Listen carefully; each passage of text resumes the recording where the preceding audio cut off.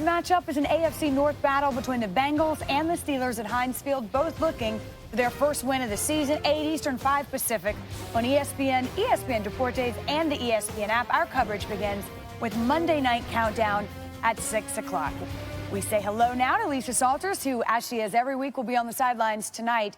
And Lisa, the Bengals haven't faced a Steelers quarterback not named Roethlisberger since '03. How are things shaping up for second-year man Mason Rudolph as he gets ready for his second start? Yeah, Wendy. Well, Mason Rudolph knows that he has to play better than he did last week. He told us he made mistakes in his first start against the 49ers, mistakes that he doesn't usually make. But he watched the film, said he had a good week of practice, working on cleaning things up, especially, he said, in pre-snap protection communications. Rudolph said that Ben Roethlisberger, who, as you know, had elbow surgery last Monday, has been very encouraging and helpful.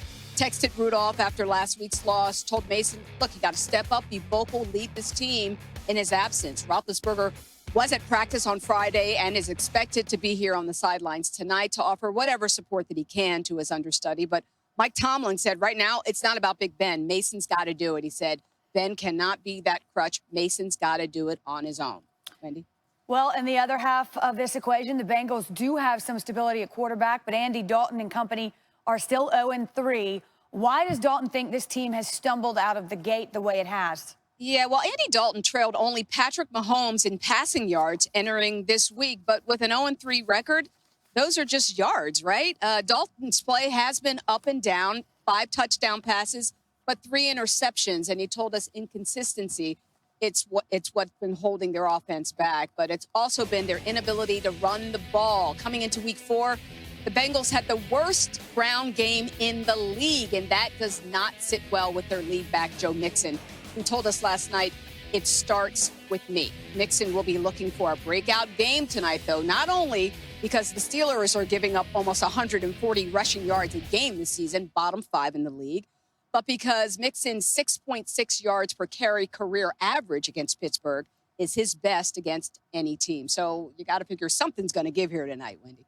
Something's got to give, Lisa, and somebody's got to win, which will mean somebody gets their first win of the season. That's not necessary. I guess you're right. We could have a tie, but we're gonna say for the sake of argument that we come away with a win. So, Ryan, I'll ask you first the key for this Steelers team if they come out with the W. You just heard Lisa speak about the run game for Cincinnati, but the key for the Pittsburgh Steelers is to get their run game going. There's so much focus on Mason Rudolph and what he'll be able to do, but what about James Conner? What about Samuels and this offensive line that is really the strong point of this team? There are veteran guys there. There are guys that understand how you win in the AFC North. They have to lean on them to get James Conner in some open space, and we can see some of the success we saw last year, especially early. There was a reason people were so okay with Le'Veon Bell not re-signing, and that was because they looked at James Conner's numbers and expected those things to continue. You want to help a young quarterback? Get him a run game and allow him to get into the play-action pass. And the key for the Bengals? Don't give the game away. I mean, you're facing a team that's struggling, facing a team that is playing their backup quarterback who, really didn't play great out the gate, last week in his first start.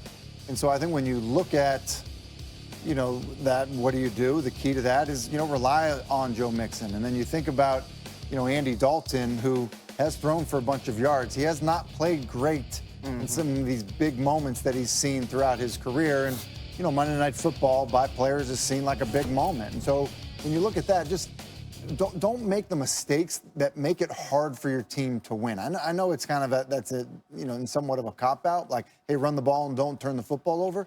But you're playing a team that doesn't, that's been struggling, and you're playing their backup quarterback. Don't give them the football on your own 30, on your 30-yard line. And I think that Cincinnati's got a chance to win the game if that's the case. Well, listen, we talked about Andy Dalton. He hasn't played well, but he also has not had the services of A.J. Green. Yes. He continues to be out, and now it sounds like the return isn't imminent. No, he had preseason ankle surgery. And remember, he missed 7 games last year with a different injury. It looks like he'll miss 7 games to start this season because even though he's been out of a walking boot for a while, he's running, he's working out. He'll probably miss 2 more games after this, including another AFC North game against Baltimore in a couple of weeks. So therefore, when they get him back and they want to get him back strong, he wants to come back 100%. I think they'll be better. We forget this Bengals team almost went to Seattle and won a game on the road. They almost went to Buffalo and won a game on the road. And they're missing some pieces. So, yeah, if they can manage tonight's game, then the winner of this game actually is what, 1 game behind the leader in the AFC North? Is that right? No, they absolutely are. Yeah. And so it's, actually, you're not the winner out of this of it. game this is an important game. Well, and in a tradition like no other, we'll pick this game. You know, we pick these Monday night dude. matchups. We'll tell you what we think, but you're going to have to wait for that coming up. The 1992 Chargers, by the way, the only 0-4 team to ever make the playoffs. When we come back, a lot of hype surrounding the Browns and Ravens. This is one game. Just like last week, it was just one game. Threw us in the trash.